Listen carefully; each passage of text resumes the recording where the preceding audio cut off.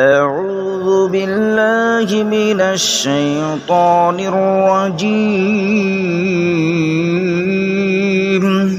بسم الله الرحمن الرحيم. الحمد لله الذي أنزل على عبده الكتاب ولم يجعل له عوجا قيما لينذر بأسا شديدا من لدنه ويبشر المؤمنين الذين يعلمون الصالحات أن لهم أجرا حسنا ماكثين فيه أبدا وينذر الذين قالوا اتخذ الله ولدا ما لهم به من علم ولا لآبائهم كبرت كلمة تخرج من أفواههم إن يقولون إلا كذبا فلعلك باخع نفسك على آثارهم إن لم يؤمنوا بهذا الحديث أسفا إنا جعلنا ما على الأرض زينة لها لنبلوهم أيهم أحسن عملا وإنا لجاعلون ما عليها صعيدا جرزا أم حسبت أن أصحاب الكهف والرقيم كانوا من آياتنا عجبا إذ أوى الفتية إلى الكهف فقالوا ربنا آتنا من لدنك رحمة وهيئ لنا من أمرنا رشدا فضربنا على آذانهم في الكهف سنين عددا ثم بعثناهم لنعلم أي الحزبين أحصى لما لبثوا أمدا نحن نقص عليك نبأهم بالحق إنهم فتية آمنوا بربهم وزدناهم هدى وربطنا على قلوبهم إذ قاموا فقالوا ربنا رب السماوات والأرض لن ندعو من دونه إلها لقد قلنا إذا شططا هؤلاء قوم اتخذوا من دونه آلهة لولا يأتون عليهم بسلطان بين فمن أظلم ممن افترى على الله كذبا وإذ اعتزلتموهم وما يعبدون إلا الله فأووا إلى الكهف ينشر لكم ربكم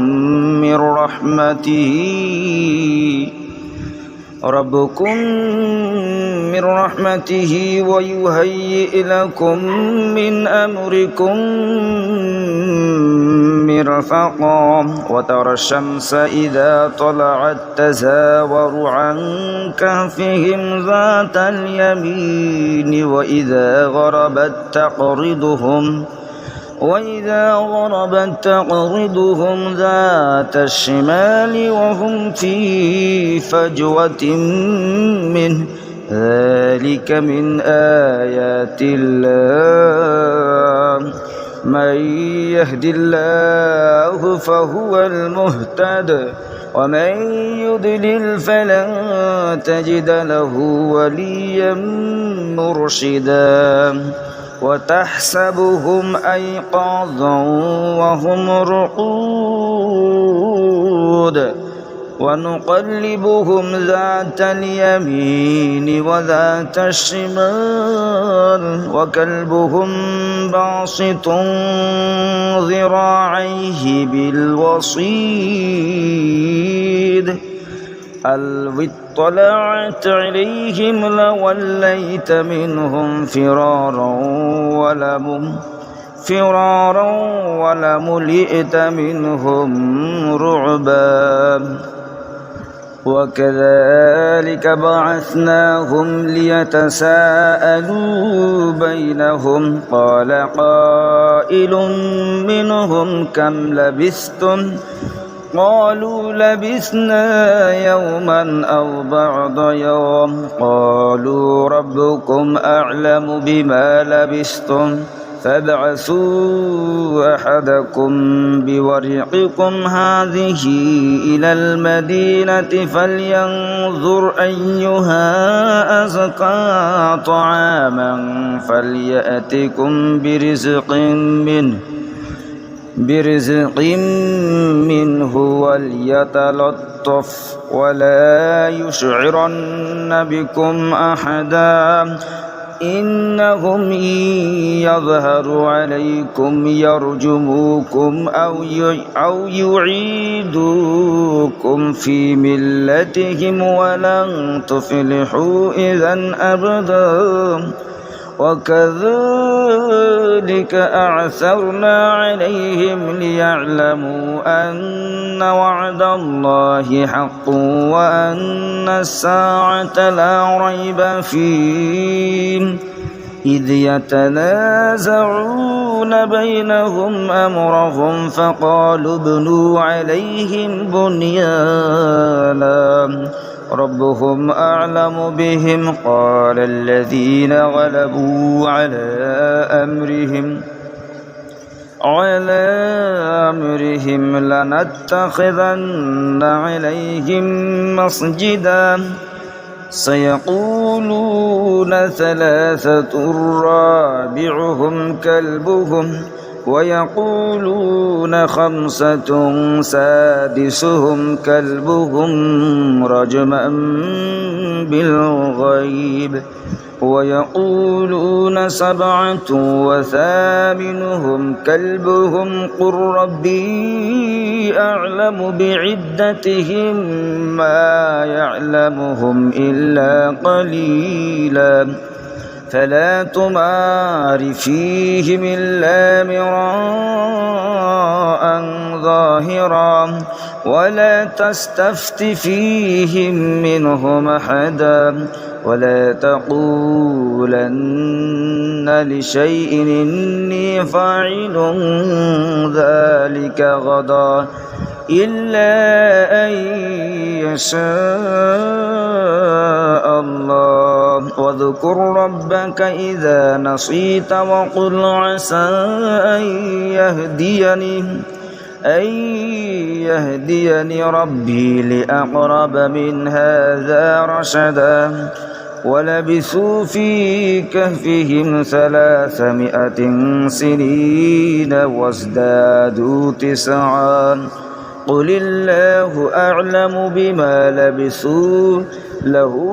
غيب السماوات والأرض أبصر به وأسمع ما لهم من دونه من ولي ولا يشرك في حكمه أحدا واتل ما أوحي إليك من كتاب ربك لا مبدل لكلماته ولن تجد من دونه ملتحدا واصبر نفسك مع الذين يدعون ربهم بالغداة والعشي يريدون وجهه ولا تعدو عيناك عنهم زينة الحياة الدنيا ولا تطع من أغفلنا قلبه عن ذكرنا واتبع هواه وكان أمره فرطا وقل الحق من ربكم فمن شاء فليؤمن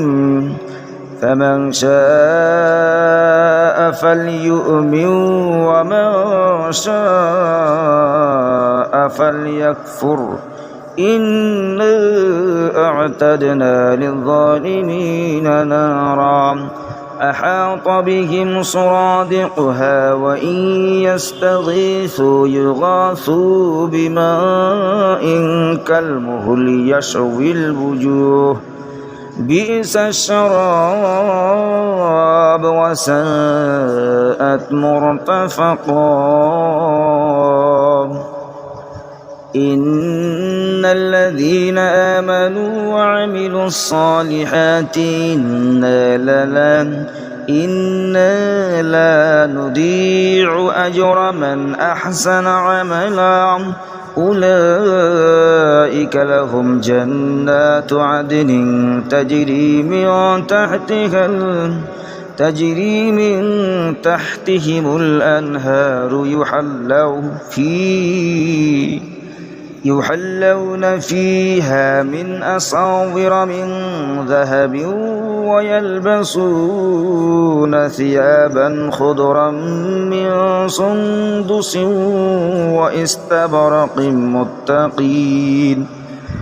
واستبرق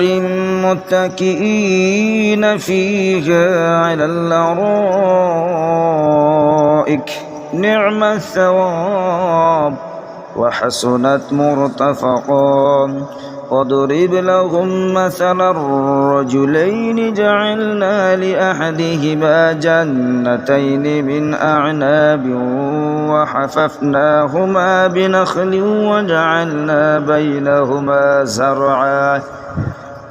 كلتا الجنتين آتت أكلها ولم تظلم منه شيئا وفجرنا خلالهما نهرا وكان له ثمر فقال لصاحبه وهو يحاوره أنا أكثر منك مالا وأعز نفرا ودخل جنته وهو ظالم لنفسه قال ما أظن أن تبيد هذه أبدا وما أظن الساعة قائما ولئن رددت إلى ربي لأجدن خيرا منهما منقلبا قال له صاحبه وهو يحاوره أكفرت بالذي خلقك من تراب ثم من نطفة ثم سواك رجلا لكن هو الله ربي ولا أشرك بربي أحدا ولولا إذ دخلت جنتك قلت ما شاء الله لا قوة إلا بالله إن ترني أنا أقل منك مالا وولدا فعسى ربي أن يؤتيني خيرا من جنتك ويرسل عليها حسبانا من السماء فتصبح صعيدا زلقا أو يصبح ماؤها غورا فلن تستطيع له طلبا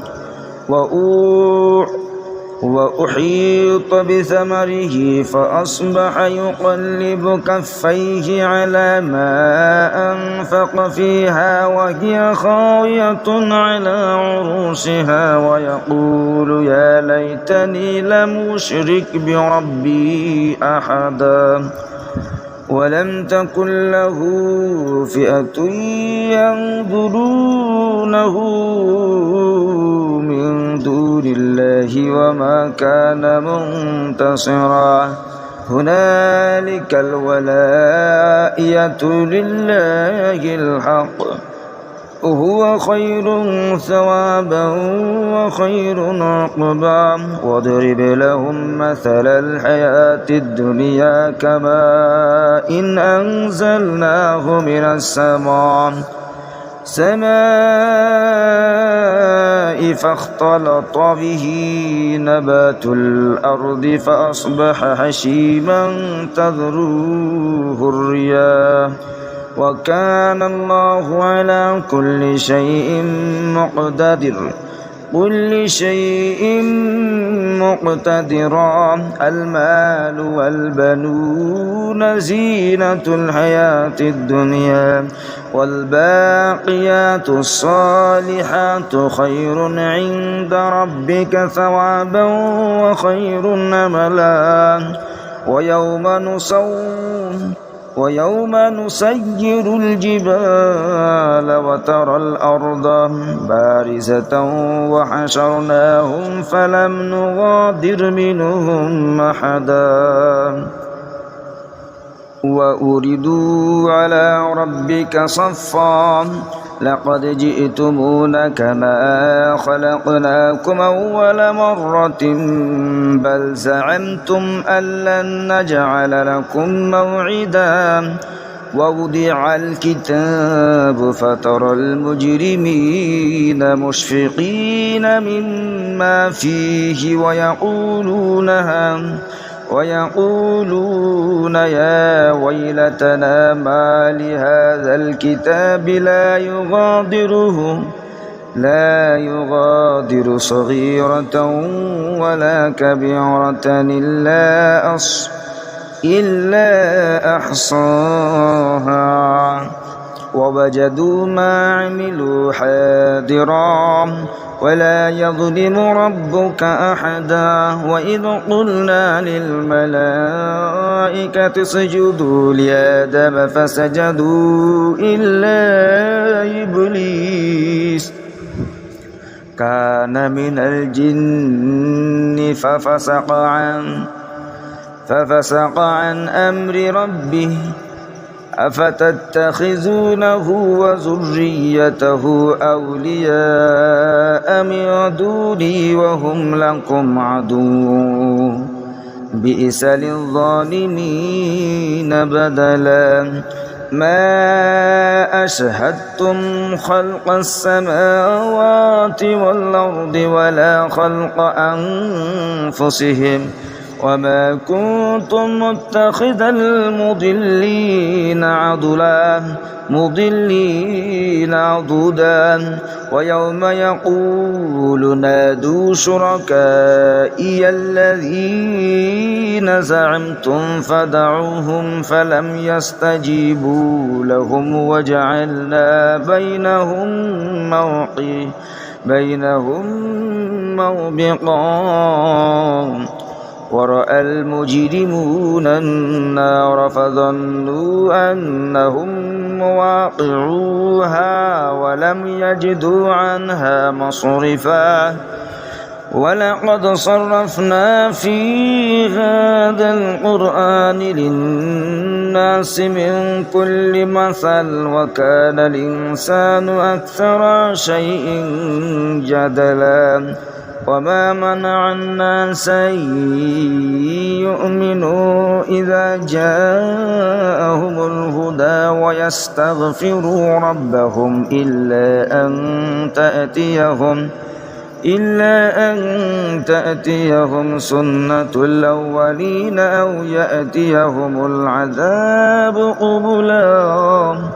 وما نرسل المرسلين إلا مبشرين ومنذرين ويجادل الذين كفروا بالباطل ليدحضوا به الحق واتخذوا آياتي وما أنذر هزوا ومن أظلم ممن ذكر بآيات ربه فأعرض عنها ونسي ما قدمت يداه إنا جعلنا على قلوبهم أكنة أن يفقهوه وفي آذانهم وقرا وإن تدعهم إلى الهدى فلن يهتدوا إذا أبدا وربك الغفور ذو الرحمة لو يؤاخذهم بما كسبوا لعجل لهم العذاب بل لهم موعد لن يجدوا من دونه موئلا وتلك القرى أهلكناهم لما ظلموا وجعلنا لمهلكهم موعدا وإذ قال موسى لفتاه لا أبرح حتى أبلغ مجمع البحرين أو أمضي حقبا فلما بلغا مجمع بينهما نسيا حوتهما فاتخذ سبيله في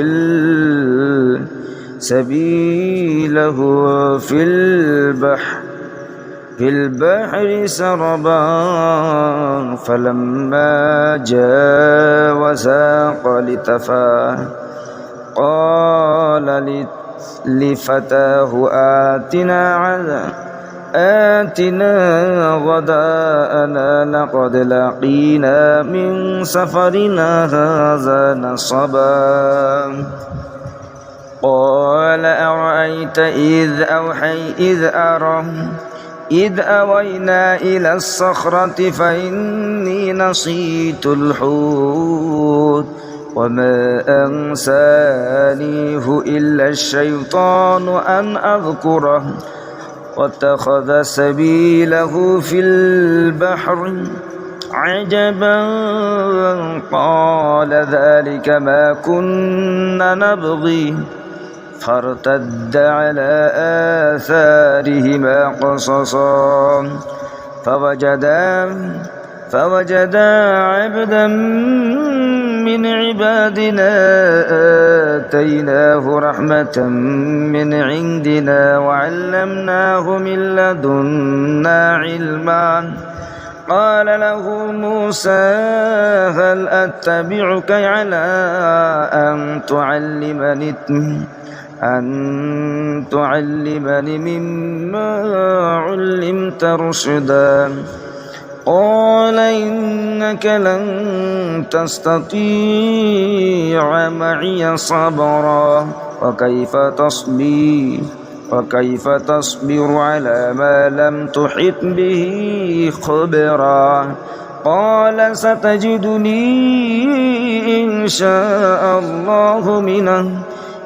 شاء الله صابرا ولا أعصي لك أمرا قال فإن اتبعتني فلا تسألني عن شيء حتى أحدث لك منه ذكرا فانطلقا حتى إذا ركبا في السفينة قال أخرقتها لتغرق أهلها لقد جئت شيئا إمرا قال ألم أقل إنك لن تستطيع معي صبرا قال لا تؤاخذني بما نسيت ولا ترهقني من أمري عسرا فانطلقا حتى إذا لقيا غلاما فقتله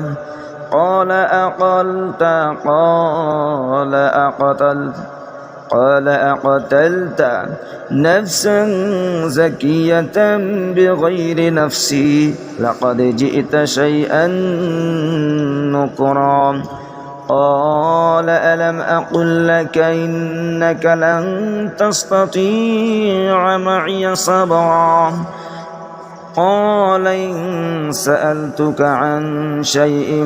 بعدها فلا تصاحبني قد بلغت من لدني عذرا فانطلقا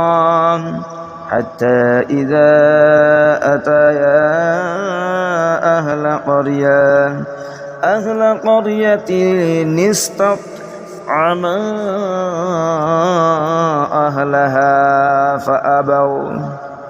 أهلها فأبوا أن يضيفوهما فوجد فيها جدارا يريد أن ينقض فأقامه قال لو شئت لاتخذت عليه أجرا قال هذا فراق بيني وبينك سأنبئك بتأويل ما لم تستطع عليه صبرا أما السفينة فكانت لمساكين يعملون في البحر فأردت أن أعيبها وكان وراءهم ملك يأخذ كل سفينة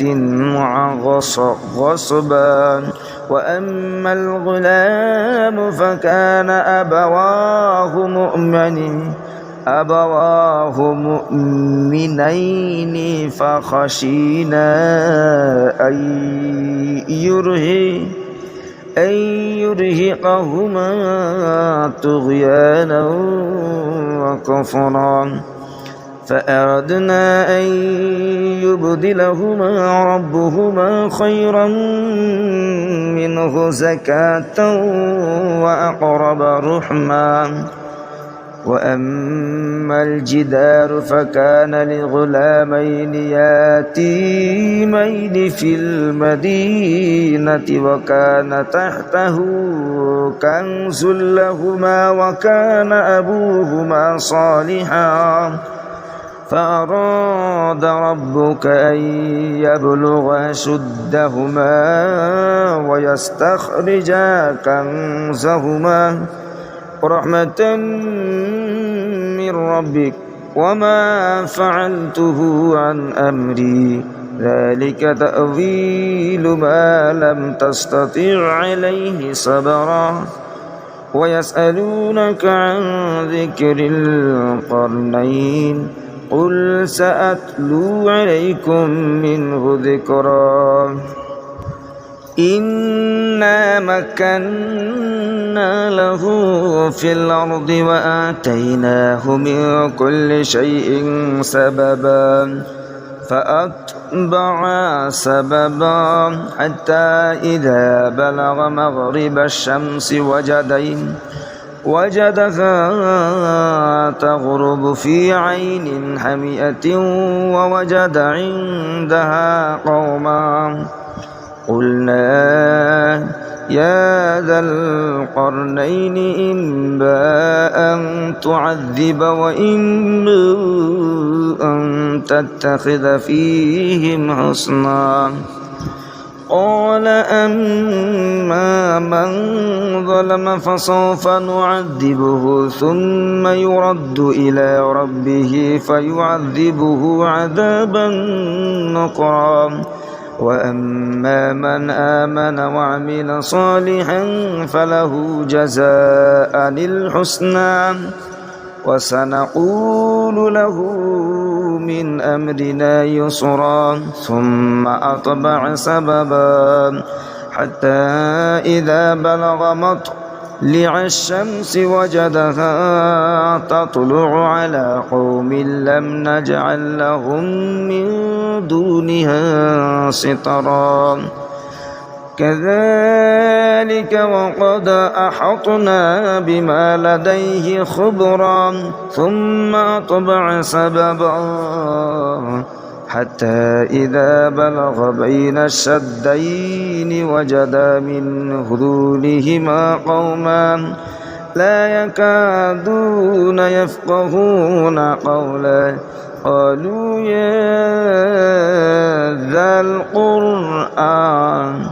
قالوا يا ذا القرنين إن يأجوج ومأجوج مفسدون في الأرض فهل نجعل لك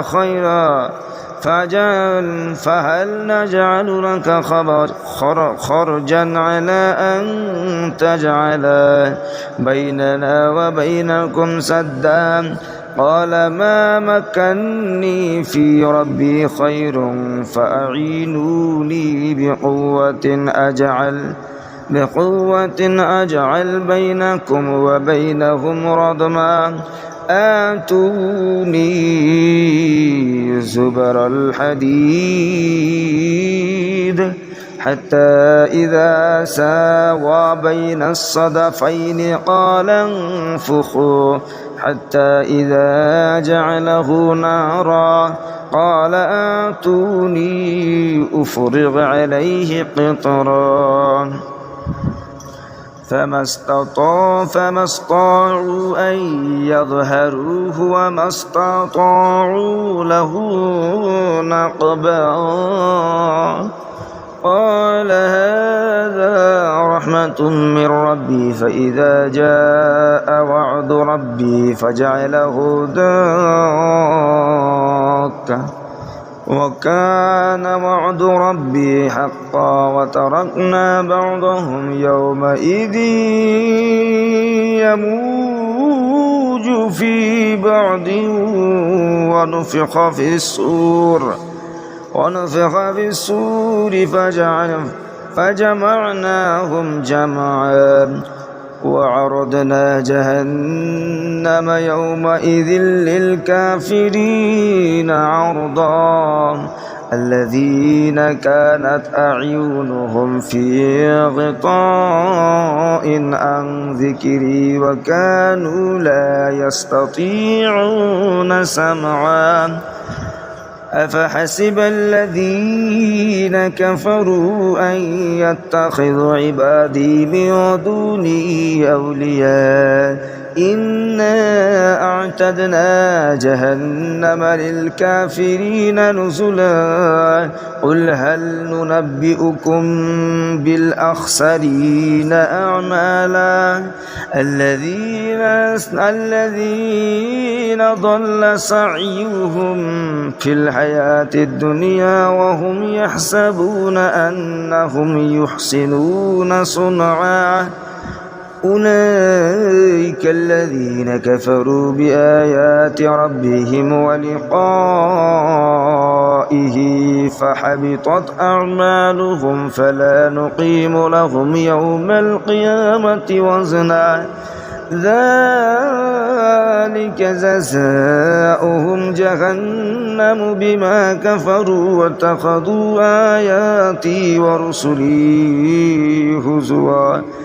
إن الذين آمنوا وعملوا الصالحات كانت لهم جنة الفردوس نزلا خالدين فيها لا يبغون عنها حولا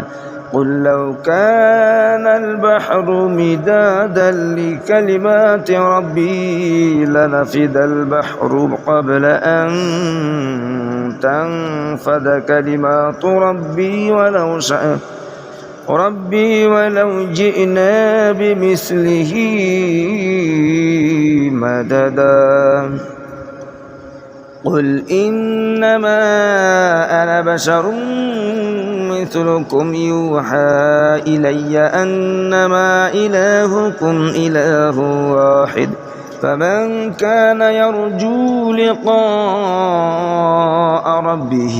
فليعمل عملا صالحا ولا يشرك بعبادة ربه أحدا. صدق الله العظيم.